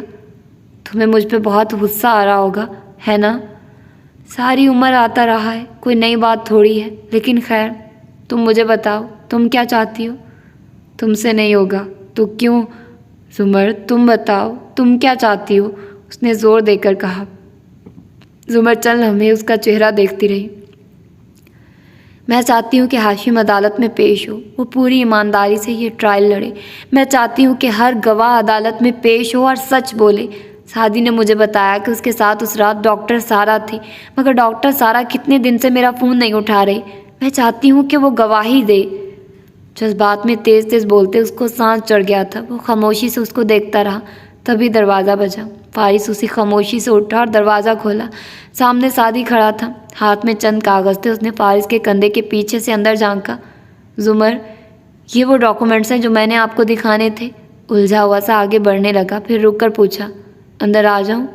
ہاں، تم اندر آ جاؤ، میری خیر ہے۔ آخری الفاظ زیر لب بڑبڑا کر وہ خفا سا باہر نکل گیا۔ کچن کے دروازے پہ حنین اسی طرح کھڑی، ناخن کتر رہی تھی۔ وہ ساتھ سے گزرنے لگا تو وہ بولی تھی، سعدی بھائی اور زمر کی ٹیم کتنی بورنگ لگتی ہے نا؟ وہ انسنی کر کے آگے بڑھ گیا۔ آج فارس غازی کو گہرے خیال سے، گہری نیند بھرے سفر سے کورٹ رپورٹر کی بورڈ پہ چلتی انگلیوں کی ٹھک ٹھک نے جگایا تھا۔ وہ گہری سانس لے کر زمر کی طرف دیکھنے لگا، جس کی آواز کمرہ عدالت کی گھنی خاموشی کو چیر رہی تھی۔ نوشیروان کاردار نے قید کے ان 8 ماہ میں اپنے بھائی کے ساتھ مل کر یور آنر نہ صرف سعدی یوسف کو محبوس رکھا، بلکہ اس کو مختلف نوعیت کے ذہنی اور جسمانی ٹارچرز کا بھی نشانہ بنایا۔ اس سے اس کے پروجیکٹ کے اہم راز دباؤ اور تشدد کے ذریعے اگلوانے کی بھی کوشش کی۔ اس کو اس کے خاندان کو نقصان پہنچانے کا ڈراوا بھی دیا۔ 22 جنوری کی رات جب سعدی یوسف اپنی ذہانت اور بہادری کے بل پہ اس قید سے نکلا تو نوشیروان کاردار اور ہاشم کاردار نے اس کی تصویر کے پوسٹرز بنوائے اور سارے کلموں میں پھیلا دیے۔ ایک خونی مین ہنٹ کا آغاز کیا گیا، جس کا اختتام تب ہوا جب سعدی یوسف نے ملک واپس پہنچ کر اپنی ویڈیو ریلیز کی۔ ہاشم سر جھکائے پیڈ پہ لکھ رہا تھا، غیر قانونی سفر اور خاور کی تفصیلات گول۔ ان طویل اوپننگ آرگومنٹ کے بعد میری عدالت سے استدعا ہے کہ نوشیروان کاردار کو قتل، اقدام قتل، اغوا، حبس بے جا میں رکھنا، تشدد اور غیر قانونی انسانی اسمگلنگ کے جرم میں قرار واقعی سزا دی جائے۔ پروسیکیوشن نوشیروان کاردار کی پھانسی کا مطالبہ کرتی ہے۔ ہاشم کے ساتھ بیٹھے نوشیروان نے زخمی آنکھیں اٹھا کر زمر کو دیکھا اور پھر تڑپ کر اپنے بھائی کو دیکھا جو محویت سے نوٹ پیڈ پہ لکھتا جا رہا تھا۔ دہشت گردی کی دفعات غائب، ہاشم کاردار کی نامزدگی غائب، کمزور استغاثہ، تبصرہ لکھ کر اس نے پیڈ رکھ دیا اور پھر اسی توجہ سے زمر کو دیکھنے لگا۔ وہ اب اپنے دلائل کا اختتام کر رہی تھی۔ کمرہ عدالت کی کھڑکیوں سے چھن کر آتی دھوپ میں موسم گرما کے اوائل کسی تمازت محسوس ہوتی تھی۔ اگر تم کھڑکیوں کو دیکھتے جاؤ تو ان پہ پڑی گرد کی تہ سرکتے لمحوں اور بیت جانے والی شاموں کے ساتھ بڑھتی جا رہی تھی۔ پھر کسی روز بارش کی بوندوں نے اسے دھو ڈالا اور پھر نئے سرے سے گرد بڑھنے لگی۔ واپس کمرہ عدالت کی جانب رخ پھیرو تو پروسیکیوشن کی میز کے پیچھے زمر ٹانگ پہ ٹانگ جمائے بیٹھی تھی۔ آج اس کے بال اونچی پونی میں بندھے تھے اور گھنگریالی لیٹیں نکل کر کوٹ کی پشت پہ جھول رہی تھی۔ وہ قلم لبوں میں دبائے نظریں سامنے کھڑے ہاشم پہ جمائے ہوئے تھی۔ ساتھ بیٹھا سعدی آدھے آستین والی سیاہ شرٹ میں ملبوس تھا۔ وہ پہلے سے بہتر نظر آ رہا تھا، گردن اٹھی ہوئی تھی اور بھوری آنکھوں میں امید سی تھی۔ پیچھے ساری کرسیوں سے پیچھے آخری قطار میں فارس ٹیک لگائے بیٹھا تھا اور مسلسل منہ میں کچھ چبا رہا تھا۔ دفاع کی میز پہ نوشیروان ڈیزائنر سوٹ ٹائی میں ملبوس پتھریلے تاثرات کے ساتھ برا جمان تھا۔ پچھلے نشست پہ جواہرات اور ہیمر ساتھ ساتھ بیٹھے تھے۔ جواہرات مسلسل اپنے لاکٹ کو انگلی پہ لپیٹتے ہوئے پرسوچ نظریں چبوترے کے سامنے کھڑے ہاشم پہ نگاہیں جمائے ہوئے تھی۔ ہاشم کی اس جانب پشت تھی مگر آواز صاف سنائی دیتی تھی، یور آنر، مسز زمر کے ابتدائی دلائل اچھے لگے مجھے، جذباتی اور شاعرانہ۔ ان سے ہمیں یہ تاثر ملا کہ ایک معصوم شہزادہ بلکہ شہزادی ظالم دیو کی قید میں پھنس گئی تھی، اور اب چونکہ شہزادی واپس آ گئی ہے تو لازم ہے کہ ظالم دیو کو چوک میں لٹکا کر پھانسی دی جائے۔ اور اس ظالم دیو کا جرم کیا ہے یور آنر؟ صرف یہی کہ وہ امیر ہے۔ جواہرات، یاقوت اور ہیرے جڑے لاکٹ کو مسلسل انگلی پہ کھول رہی تھی۔ शेरनी की आंखों में गहरे साए लहरा रहे थे, बादलों जैसे साए जिनमें यादों के बहुत से कतरे लदे थे। यकायक वो कतरे अंदर ही अंदर टपकने लगे और उस झिलमिलाते पानी के पर्दे पे अक्स से उभरने लगे। 2 माह पहले कसरे कारदार के लाउंज में ऊंची खिड़कियों के ऊपर उठे रोमन ब्लाइंड्स के 22 तेज रोशनी अंदर आ रही थी। जवाहरात पर्ल वाइट कमीज में मलबूस, बालों का जूड़ा नफीस जूड़ा बनाए, कान में इयरिंग पहनती हुई कमरे से बाहर निकल रही थी। ऐसे के कोनी पे पर्स टंगा था और कान को पकड़े हाथ में फ़ोन था जब वो ठटक कर रुकी। लाउंज में सामने मछलियों के एक्वेरियम के सामने आबदार खड़ी थी। झुककर वो हौले हौले शीशे की दीवार पे दस्तक देती। मछलियाँ सरहद से दाएं बाएं तैर रही थी। इससे पहले कि जवाहरात उसको मुखातिब करती, सीढ़ियों पे आहट हुई। आबदार सीधी हुई और ऊपर देखा। सर पे सुर्ख रेशमी रुमाल बांधे उसकी सब्ज आंखों में गहरा काजल डला था। यकीनन ऊपर से हाशिम उतरता हुआ आ रहा था।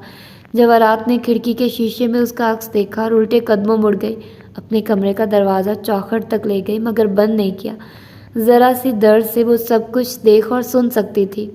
आबदार ने मुस्कुराकर उसे उतरते देखता, यहाँ तक कि वो उसके सामने आ खड़ा हुआ। तुमने मुझे बुलवाया था, कहो खैरियत थी? वो ज़बरन मुस्कुराकर पूछ रही थी।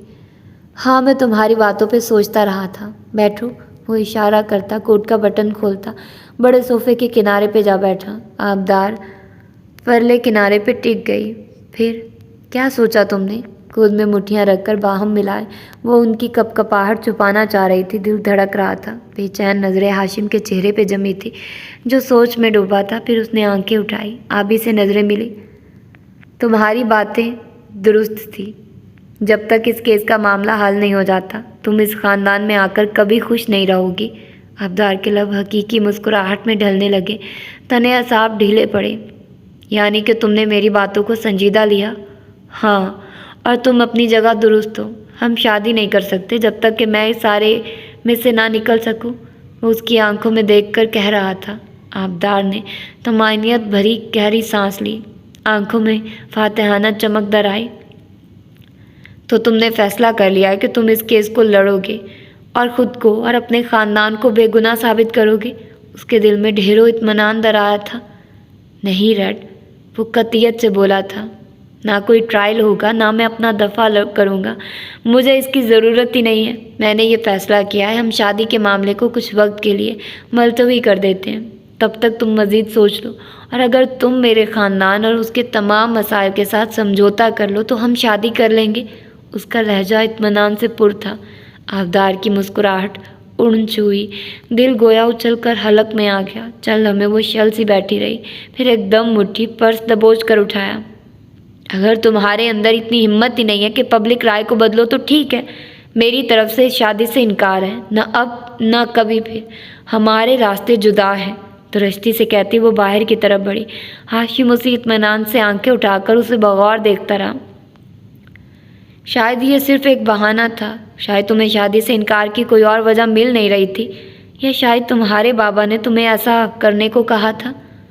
हमारी बर्बादी पे सबसे ज़्यादा खुश वही होंगे, है ना? वो अब ज़ख्मी मुस्कुराहट के साथ बोला था। जो चाहो समझो, वो तल्खी से कहती बाहर निकल गई। वो अपनी कार के करीब पहुंची ही थी, अतल पतल सांसों के साथ, गुस्से और बेबसी की हालत में। जब सो तुमने खुद ही इनकार कर दिया। वो चौंक कर मुड़ी। जवाहरात सामने से चलती आ रही थी कि उसकी पुश्त पे तेज़ सूरज था। किरणें उसके अतराफ से निकलकर आबी की आंखों में पड़ रही थी, यूँ कि जवाहरात सफ़ेद लिबास के बावजूद दिखाई नहीं दे रही थी। आबी की आंखें चंधिया गई। अब क्या मुझे वो वीडियो मिल सकती है जिस दिन आपका बेटा मुकम्मल तौर पे मेरी जान छोड़ देगा, उस दिन? हाँ, वो चबा चबा कर बोलती दरवाज़ा खोल कर अंदर बैठी। किरणें हनूज उसके अतराफ से तीरों की तरह उस जानिब लपक रही थी। रोशनी, तेज़ रोशनी। और जब वो बुझी, आज तो जवाहरात कारदार ने खुद को अदालत के कमरे में बैठे पाया। अपने आलमे तनबीह से खुद को निकाल कर वो सर झटकती सामने खड़े हाशिम को देखने लगी। कमरे में खामोशी थी और सब तवज्जो से उसको सुन रहे थे। बस जालिम दियो का जुर्म सिर्फ इतना है योर ऑनर कि वो अमीर है। मिसेस उमर ने इन चंद दिनों में तकरीबन 300 दफ़ा इस्तेमाल किया है। درست تعداد کورٹ رپورٹر کو معلوم ہوگی۔ پھر رپورٹر کو ہدایت کرتے بولا، یہاں درست تعداد لکھ دیجیے گا، اور رپورٹر نے بنا تاثر لیے ٹائپ کیا۔ ہاشم کاردار، درست تعداد کورٹ رپورٹر کو معلوم ہوگی، یہاں درست تعداد لکھ دیجیے گا۔ یور آنر، یہ کہانی نئی نہیں ہے۔ وہ کورٹ کا بٹن بند کرتے ہوئے چبوترے کے سامنے جا کھڑا ہوا تھا۔ یہ کہانی، یہ مثالیں، یہ غریب کارڈ یہ عرصے سے کھیلا جا رہا ہے، اور میں جانتا ہوں کہ بہت جگہوں پہ بہت سے امیر درندوں نے معصوم شہزادوں کو کچلا بھی ہے، مگر اسی کارڈ میں بہت سی غریب لومڑیوں نے اپنے مفاد کے لیے بھی استعمال کیا ہے۔ اس سارے منظرنامے میں یور آنر میرے موکل کا صرف ایک ہی قصور ہے، اور وہ یہ ہے کہ وہ ایک رئیس خاندان میں پیدا ہوا۔ مسز عمر کی دل فریب شاعری کے برعکس سعدی یوسف نہ ہی اتنا انسان دوست ہے، نہ ہی اتنا معصوم اور سادہ۔ وہ بلا شبہ ایک محنتی نوجوان ہے، مگر وہ ایمبیشیس بھی ہے۔ چبوترے کے سامنے ٹہلتے ہوئے وہ اب چہرے کا رخ استغاثہ کی کرسیوں پہ بیٹھے سعدی کی طرف کیے کہہ رہا تھا۔ سمر اسی اطمینان سے ایک فائل پہ پوائنٹس لکھ رہی تھی، جبکہ سعدی کی پرتپش نظریں ہاشم کے چہرے پہ یوں جمی تھی گویا اندر تک اتر جائیں گی، کسی انی کی طرح۔ پیچھے بیٹھا فارس مطمئن لگتا تھا، البتہ اس کے ساتھ موجود حنین بار بار پہلو بدل رہی تھی۔ اس کی نظروں میں ڈھیروں زخم تھے، اور وہ بار بار مٹھیاں بھینچتی تھی۔ پھر وہ فارس کی طرف جھکی۔ یہ اسی طرح میرے بھائی کا کردار عدالت میں مسخ کر دے گا۔ گولی کوئی اس کو روکتا کیوں نہیں ہے؟ وہ جو کر رہا ہے قانونی طور پہ یہ اس کا حق ہے۔ عدالت میں بولنے والے تمام لوگوں میں سے صرف ایک شخص سچ بولنے کا حلف نہیں لیتا، اور وہ وکیل ہوتا ہے، اور وکیل کو تو جھوٹ بولنے کا لائسنس ملا ہوتا ہے نا۔ واؤ، وہ سخت کبیدہ خاطر تھی۔ زمر کے اپنے ابتدائی دلائل میں کتنا سچ تھا، کتنا جھوٹ، ہم دونوں واقف ہیں۔ عدالتوں میں یہی ہوتا ہے، ایک سچ کو ثابت کرنے کے لیے 100 جھوٹ بولنے پڑتے ہیں۔ تم ان بے وقوفوں کو عدالت میں ایک دوسرے سے لڑنے دو۔ اس نے نرمی سے حنا کا ہاتھ دبایا۔ سعدی یوسف ایک انتہائی ذہین مگر ایک بہت ایمبیشیس لڑکا تھا یور آنر، ایول جینیس۔ استغاثہ کی الف لیلہ میں داستان سے ہٹ کر ہمیں اس کیس کی اصل حقیقت کو دیکھنا ہوگا، اور اصل کہانی یہ ہے کہ سعدی یوسف کا گزشتہ 8 سال سے، یعنی اس واقعے سے 7 سال قبل سے میرے موکل کے گھر آنا جانا تھا۔ اس کو اس خاکسار نے اپنے چھوٹے بھائی کی طرح ٹریٹ کرتے ہوئے اس پہ کبھی اپنے گھر کے دروازے بند نہیں کیے، اس کو اپنی ہر دعوت میں بلایا، اس کا ہمیشہ خیال رکھا۔ ان اچھے تعلقات کی مثال میرے اور سعدی کے فیس بک پہ لگی ہماری سینکڑوں تصاویر ہیں، مگر وہ کیا کہتے ہیں کہ مخمل میں ٹاٹ کا پیوند نہیں لگتا۔ وہ یوں ترچھا ہو کر کھڑا تھا کہ گاہے بگاہے جج صاحب پہ نظر ڈالتا، پھر اسی سادگی اور اطمینان سے استغاثہ کی کرسیوں کو دیکھتا۔ اپنی ایمبیشیس اور مینیپولیٹو طبیعت سے مجبور سعدی یوسف نے نوشیروان کاردار سے راہ و رسم بڑھانا چاہا۔ وہ ہم دونوں بھائیوں کی گڈ بکس میں رہنا چاہتا تھا، اور تو اور اس کو جب یہ معلوم ہوا کہ نوشیروان کس یونیورسٹی میں جانا چاہتا ہے تو اس نے بھی وہیں اپلائی کیا۔ برسوں تک وہ ساری دنیا کو یہ بتاتا رہا کہ وہ اسکالرشپ پہ پڑھ رہا ہے، مگر یہ صرف اس کی پاپولر اور ہر دل عزیز ہونے کی ایک اور کوشش تھی، کیونکہ حقیقت تو یہ ہے کہ اس کی فیس اس کے خاندان والے ہی دیتے تھے۔ اس سے آپ اندازہ لگا سکتے ہیں کہ دوسروں کی نظر میں متاثر کن بننے کے لیے مدعی کس حد تک جا سکتا ہے۔ سعدی نے قلب سے آنکھیں بند کر کے سر جھٹکا۔ بہت برداشت چاہیے تھی اپنے ہر سچ کو اپنے ہی خلاف استعمال ہوتے دیکھنے پر۔ سچ شکر کہ قیامت کے روز اس بڑی عدالت میں یا تو فرشتوں، پتھروں، زمین اور انسان کے اپنے اعضاء جیسے گواہ ہوں گے، یا پھر ایک ہی منصف اعلیٰ۔ سچ شکر کہ اس دن کوئی وکیل نہیں بولے گا، سچ شکر کہ اس دن زبانیں بند ہوں گی۔ اس نے آنکھیں کھول کر دیکھا۔ جج صاحب اینک ناک پہ لگائے بہت توجہ سے ہاشم کو سن رہے تھے۔ सेशन जज जनाब आबिद आगा साहब एक बेदाग और शफाफ रिकॉर्ड के हामिल थे।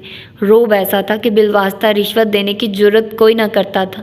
साबिक गवर्नर के साहबजादे थे और भाई ब्यूरोक्रेसी के अहम अफसरान में से थे। बिला वास्ता रिश्वतें, मदद की दरख्वास्तें और धमकियां सब आता था, मगर कहते थे कि वो बहुत हिम्मत और अज़म से हर शय का मुकाबला करते थे। और इस वक्त इस्तगासा और दफ़ा के वकीलों को अपने अपने गवाह और सबूत पेश करके ख़ुद को सच्चा साबित करना था। सादी यूसुफ ने नौशेरवां कारदार से यूनिवर्सिटी के दिनों में दोस्ती करने और उससे फ़वाइद उठाने की भरपूर कोशिश की। नौशेरवां उसके लिए एक सोने की मुर्गी था, एक बेवकूफ़ अमीरज़ादा जो मुंह में सोने का चम्मच लेकर पैदा हुआ था। नौशेरवां की गर्दन उठी हुई थी और बेतासुर वीरान नज़रें सामने दीवार पर जमी थी। वो खामोशी से सुन रहा था। योर ऑनर, लोगों को लगता है कि अमीर आदमी के मसले नहीं होते, तो अमीर आदमी का इस्तेसाल करते जाओ, क्योंकि उसका जुर्म है कि वो अमीर है। वो लोगों को लूट कर उनका खून पीकर अमीर बना है। उसको लूटना, मारना, नुकसान पहुंचाना गरीब का हक है, गरीब का इंतकाम है। मगर क्या वाकई अमीर वली अहद की ज़िंदगी में कोई मसला नहीं होता? क्या वाकई नौशेरवां ऐसा था? कमरा अदालत में दबीज़ खामोशी थी। उसने रुक कर इधर उधर देखा, गोया सवाल का जवाब मांगा, फिर तल्खी से मुस्कुराया। अलमिया ये है योर ऑनर कि नौशेरवां उन लोगों में से नहीं था जो गरीब का खून चूस कर अमीर हुए होते हैं। अगर सादी यूसुफ अपने कॉम्प्लेक्स से बाहर निकलता तो शायद वो समझ पाता कि नौशेरवां अदम तजही का शिकार था। उसकी दौलत उसके बाप और भाई ने बरसों की अनथक मेहनत और ईमानदारी से कमाई थी। ऐसे में वो अपने बाप से वो वक्त और तवज्जो ना पा सका जो मुझे मिला। वो अंदर से बहुत मासूम और सादा था, हर एक पे यकीन कर लेने वाला, हर एक से तवज्जो और प्यार चाहने वाला। उसको सादी की, दिखावे की दोस्ती नहीं चाहिए थी, उसको खुलूस चाहिए था। अमीर लड़कों के जानी दुश्मन बहुत होते हैं। वो सिक्योरिटी के बगैर निकल नहीं सकते, वो हर जगह जा नहीं सकते। उनको कुछ भी करने से पहले अपने आली मकाम ख़ानदान के नाम का ख्याल रखना पड़ता है। वो एक मिडिल क्लास लड़के की तरह ना था जो जब दिल चाहता लीड्स की गलियों में निकल जाता, किसी बार में बैठकर किसी दोस्त के साथ कुछ भी करता। नौशेरवां को लोग पहचानते थे, वो एक सियासतदान का बेटा था। वो हर वक्त मुख्तलिफ पापाराज़ीज़ की हिट लिस्ट पर था। ये दोस्त उसके लिए एक कैद से कम ना थे, दौलत एक कैद से कम ना थी। मगर सादी यूसुफ को वो सिर्फ सोने के अंडे देने वाली मुर्गी लगता था। उसका शानदार घर जहाँ सादी अक्सर आता था, जहाँ खाने पीने की मुकम्मल आज़ादी थी, उनकी दोस्ती को मजबूत करने की वजह था। मगर ऐसा ज़्यादा देर न चल सका योर ऑनर। सादी यूसुफ की मतलबी और मादियत परस्त बातों ने धीरे धीरे नौशेरवां को उससे बरगश्ता करना शुरू किया। मेरा दिल चाहता है इस आदमी के चेहरे पे तेज़ाब फेंक दूँ। हना ने उसके करीब होकर सरगोशी की तो उसकी आवाज़ गुस्से से कांप रही थी। फारिस ने उसके गिर्द बाजू फैलाकर उसके कंधे थपके। उसे बोलने दो हना, वो ज़्यादा अच्छा वकील है, बल्कि वो साहिर है। उसे अपने जादू के बोलों से हमारे हर सच को मात देने दो। जब वो थक जाएगा तो हम उसे देंगे शह मात, चेकमेट। एक कदम को दोहराया तो हना ने इस बात में गर्दन हिलाई। इसके बावजूद नौशेरवां ने उससे दोस्ती नहीं छोड़ी, इसे अपने घर आने दिया, इसे अपने दौलत को लूटने दिया। मगर ये काफ़ी नहीं था। सादी यूसुफ के लिए ये काफ़ी नहीं था योर ऑनर। वो सिर्फ मादी चीज़ों पे खुश नहीं होता था, वो पॉपुलर होने और हल दिल अजीज़ बनने का तालिब था। हमें यहाँ पे सादी यूसुफ जैसे लड़कों की साइकी समझने की अशद ज़रूरत है। उसे यूनिवर्सल फेवरेट बनना अच्छा लगता था। हर कोई उसकी बातों की तारीफ़ करे, हर कोई दिलचस्पी से उसे सुने। जब नौशेरवां के रवैये में उसने सर्द मोहरी महसूस की तो उसकी ये नफ्सियाती हिस्स बार बार भड़कने लगी। खाकसार के साथ गलत बयानी का वो सोच भी नहीं सकता था, सो उसने मिसेस कारदार को अपनी मीठी बातों के दाम में लिया। सादी ने मुड़कर जवाहरात को देखा और लबों को बाआवाज़ निकाले घुमाया। वाह! जवाहरात ने कोशिश की कि वो बिल्कुल भी इस वक्त सादी को ना देखे। हर माँ की तरह वो भी बेटे के लिए इनसिक्योर रहती थी। उसने माँ को बेटे की शिकायत लगानी शुरू की। वो नशा करता है, वो गलत लोगों के साथ उठता बैठता है, ताकि मिसेस जवाहरात नौशेरवां को मजबूर कर दे कि वो सही लड़के यानी कि हमारे सादी के साथ उठा बैठा करें। नौशेरवां ایوریج ذہانت کا لڑکا ضرور تھا مگر گھامر نہیں تھا۔ اس نے شادی کے ان جھوٹے اور غلط بیانوں پہ خود کو اس سے دور کرنا شروع کر دیا۔ شادی کے مسلسل جواہرات کاردار کو بھڑکانے پہ دونوں میں تلخ کلامی بھی ہوئی اور یوں اس دوستی کا اختتام ہو گیا۔ ساحر اپنے مسحور کن انداز میں بول رہا تھا اور سب توجہ سے اسے سن رہے تھے۔ تبھی دروازہ کھلا اور بنا چاپ کے دھیرے سے آبدار اندر داخل ہوئی۔ پھر اسی طرح خاموشی سے فارس اور حنین کے ساتھ آ بیٹھی، کیونکہ حنین دونوں کے درمیان میں تھی۔ چہرہ موڑ کر اس نے چمکتی آنکھوں کے ساتھ مسکرا کر فارس کو مخاطب کیا، ہیلو غازی۔ فارس نے بس سر کو اسپات میں خم دیا، چہرہ تک نہیں موڑا۔ درمیان میں بیٹھی حنین ایک دم خود میں عجیب سا محسوس کرنے لگی۔ دلائل دیتے ہوئے ہاشم نے رخ حاضرین کی طرف پھیرا تو بس لمحے کے 1000ویں حصے کے لیے وہ چونکا، آبدار پہ نظریں جا رکی، مگر پھر اس نے بات جاری رکھی، گو کہ اس کی نگاہ بار بار اس طرف اٹھتی تھی۔ آبی سنجیدہ چہرہ لیے بیٹھی رہی، شناسائی، قرابت داری، رسمی مسکراہٹ، اس کی آنکھیں ہر احساس سے آ رہی تھی۔ حنین نے نظریں جھکا لی، وہ آبدار کے لیے ہی، مگر بار بار ادھر دیکھتا تو تھا اور اس کا دیکھنا دل کو دکھی کر دیتا تھا۔ محبت رہے یا نہیں، یادیں تو آخری سانس تک رہتی ہیں، اس کے دلی جذبات سے بے خبر۔ آبدار سنجیدہ چہرہ لیے بیٹھی تھی، البتہ اس کی خوبصورت پیشانی پہ 2 بل پڑے ہوئے تھے۔ ان 2 بلوں کی تہہ میں جاؤ تو پرت در پرت داستانِ رقم تھی، یکا یک وہ پرتیں عیاں ہوتی گئی اور سنہری پیشانی سنہری روشنی میں بدلتی گئی۔ خیر، اب اس کا جو اگلا والا پارٹ ہے اس میں میں بتاؤں گی کہ وہ کیا سوچ رہی ہے، وہ کیا ہو رہا ہے۔ ایکچولی پتہ ہے کیا، اس وقت آپ لوگ بھی کنفیوز ہوں گے کہ یہ ہو کیا رہا ہے۔ ایکچولی ہو یہ رہا ہے کہ اس وقت عدالت لگی ہوئی ہے۔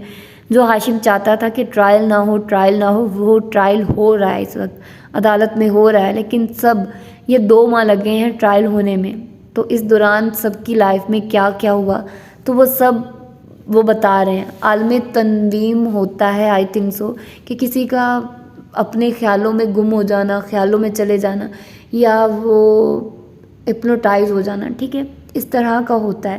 تو وہ سب ایک طرح سے ایک ہی نقطے پر سوچتے ہوئے ہپنوٹائز ہو جاتے ہیں اور وہ اپنے پرانے خیالوں میں چلے جاتے ہیں، ٹھیک ہے۔ تو یہاں پر جتنے بھی عدالت میں لوگ بیٹھے ہیں سب باری باری جائیں گے عالم تنویم میں، اور وہ سب سوچیں گے جو ان کی مطلب 2 ماہ میں گزرا ہے وہ سب بتائیں گے، ٹھیک ہے۔ تو آپ لوگوں نے کنفیوز نہیں ہونا، بالکل بھی نہیں ہونا۔ اور یہ اس کا فرسٹ پارٹ تھا، اس کا جو سیکنڈ پارٹ ہے وہ اس کے ہو سکتا ہے 2 پارٹس ہو، بلکہ یقیناً میں 2 ہی پارٹس کروں گی، کیونکہ میرے میں ہمت نہیں ہے آپ لوگوں کو اتنا لینتھی ناول دینے کی۔ پھر بھی میں کوشش کرتی ہوں، اور آپ لوگ اتنا بھی نہیں کرتے ہو کہ اس چینل کو سبسکرائب کر دو، بہت غلط بات ہے۔ 1 کلک کی تو کرنا ہوتا ہے یار آپ لوگوں نے، وہ بھی آپ لوگوں سے نہیں ہوتا، پھر کہتے ہو، پھر بس رہنے ہی دو آپ لوگ۔ خیر، اس کے سیکنڈ پارٹ میں ہم لوگ ملتے ہیں۔ اپنا ڈھیر سارا خیال رکھیے گا۔ اللہ حافظ۔